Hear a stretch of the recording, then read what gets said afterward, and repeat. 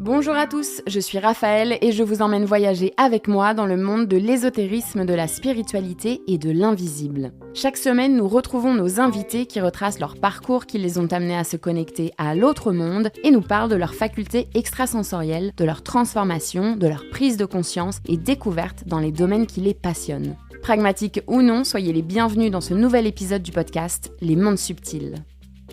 Place aujourd'hui à la délicieuse Tiffany Anna au micro des Mondes Subtils. Tiffany est une poétesse et accompagnante humaniste, clairvoyante et médium qui a pour mot d'ordre d'aller vers un esprit sain pour une vision claire au service d'un cœur pur. Dans cet épisode, Tiffany nous livre les premières étapes de son parcours initiatique incroyable. Accrochez-vous mesdames et messieurs, ce témoignage est palpitant. Je vous souhaite une belle écoute.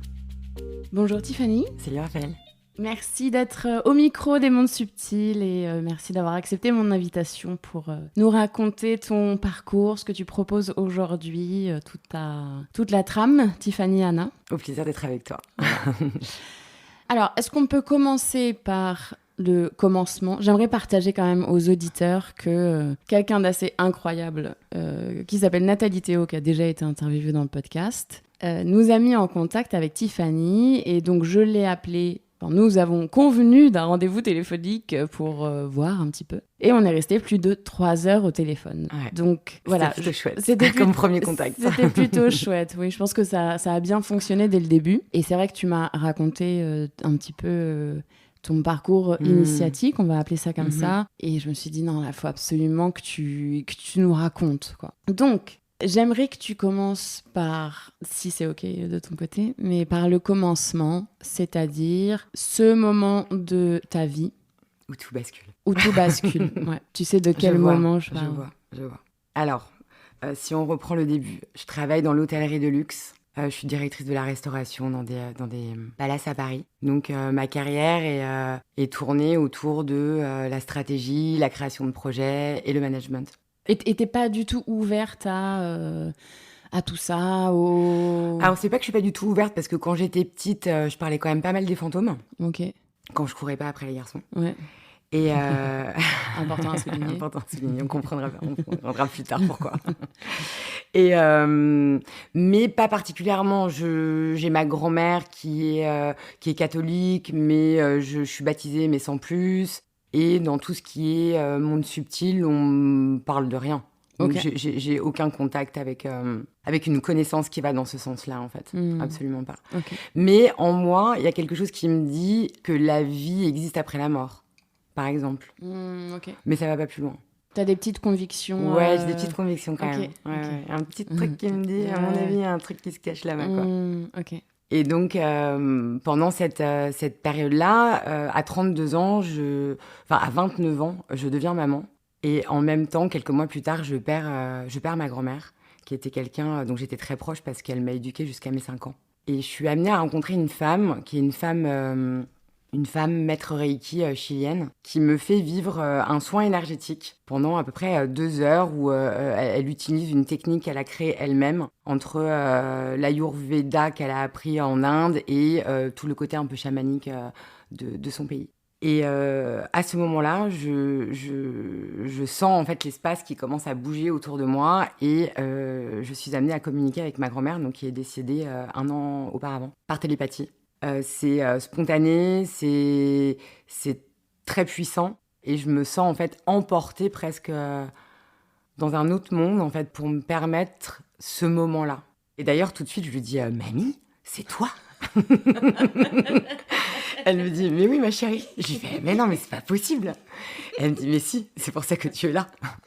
Et après bon voilà, on se met à discuter. Donc moment hyper profond parce que de ce que je suis en train de vivre, mais il y a aussi quelque chose en moi qui dit oh, putain, je le savais. Toi, je suis contente en fait. Je me dis ok, c'est la preuve. Ouais. Et donc là, je rentre chez moi. Bon, j'ai la spontanéité de dire à mon mari j'ai parlé avec ma grand-mère. Ce qui a été un peu difficile à entendre pour lui. Et donc, tout de suite, il m'a répondu bon, je pense que t'es quand même encore vachement touchée par sa disparition. Je dis non, ça n'a aucun rapport, je te jure. J'ai communiqué avec elle. C'est incroyable en fait. Donc, ça a été rejeté. Tout de suite, il y a eu un rejet. Donc, ma première expérience a été un peu accompagnée du rejet juste derrière. Mais malgré ça, j'y retourne et je refais un soin avec cette femme qui, finalement, par la suite, va m'accompagner au moins pendant 2 ans, tu vois.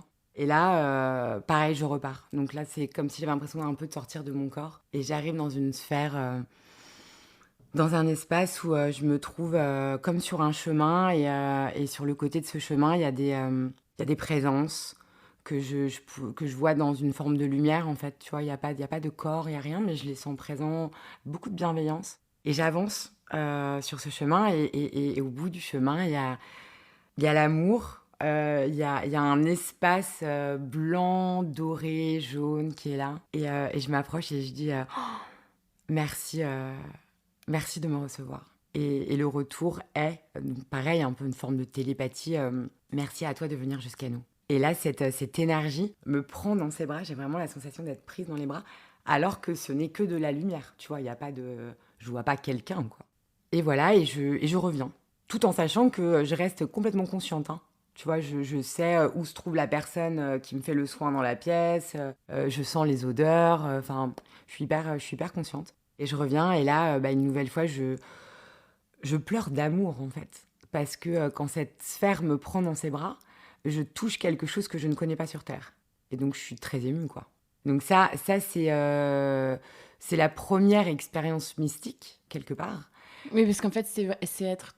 J'ai déjà ressenti ça, c'est incroyable. C'est vraiment être touché par la grâce. C'est ça.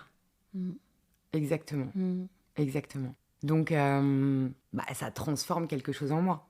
Et en même temps, je le prends presque comme quelque chose qui me dit cherche. Ouais, c'est de la carotte. Tu vois, Ouais, cherche ouais, et tu trouveras, ouais. c'est sûr. Ouais. C'est sûr. Et donc, de là,